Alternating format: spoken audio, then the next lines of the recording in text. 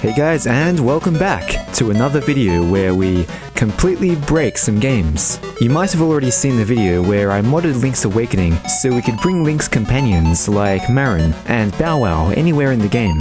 And so this time I thought we'd play around with the chamber dungeons. What I've done here is create a series of normally impossible dungeon layouts, and we're going to see what happens when we try to play them.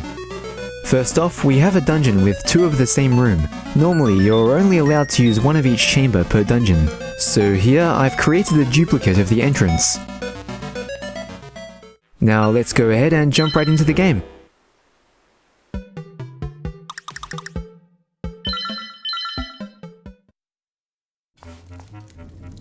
Right away, we can see the game is confused about which room Link is in. Instead of there being a second copy of the entrance chamber, only one of them is visible, and Link is actually off-screen in the copy to the right of this missing room. We can try jumping out into this void, and Link will just respawn without taking any damage. This is basically the same as what happens if we try to create a duplicate of any other room or special object. Only one of them will end up appearing. Anyway, onward to the next dungeon. This time around, we have two bosses in a single dungeon. These are both different bosses, so they should have no trouble appearing in-game.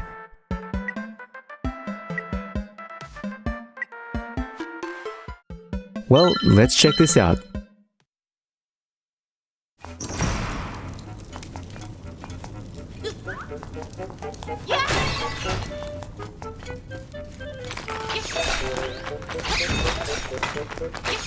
Everything looks pretty normal to start with, but the keys are where things get a bit weird.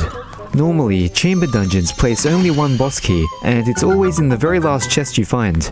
The game is sticking to this rule, but also gives us a pointless silver key, which it probably thinks we need for the extra boss chamber.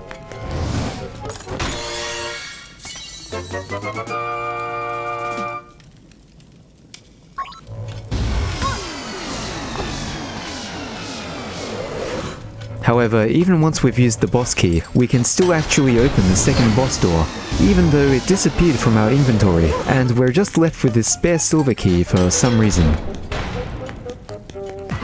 As for the bosses themselves, we can defeat either of them and the dungeon will clear as normal.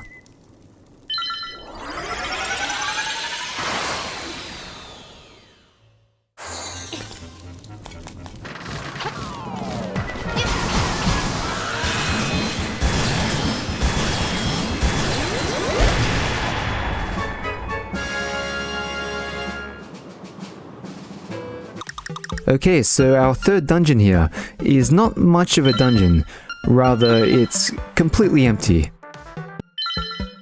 Well, the result is kind of predictable, so let's just move on then. In this dungeon, I've left a chamber completely missing, in a spot where there should be one connected.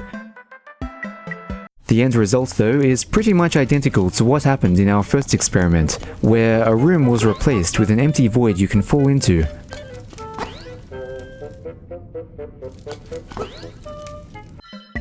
On to yet another dungeon. This one has two entrances, except this time they should both appear since they're different chamber types.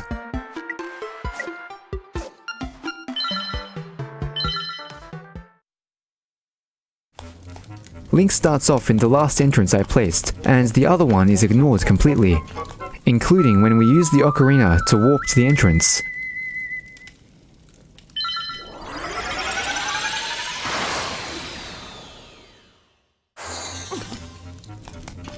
We can still use it to exit the dungeon though.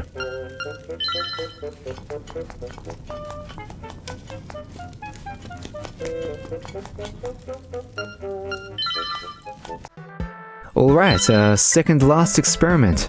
What if we have a door that leads directly into a solid wall? Well, when we try to enter the next room through this door, the game pauses for a few seconds before forcing us back into the first room. No matter what buttons I press or moves I use, Link is always forced back after a set amount of time stuck inside the wall.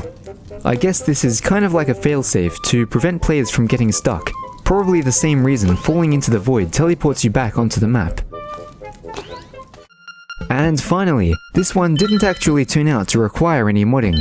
What I was going to do here is place more staircases than the game can handle and see where the excess staircases lead. But it turns out the game just lets you do this, and seems to create some duplicate 2D sections instead, which I'm assuming have been color-coded here.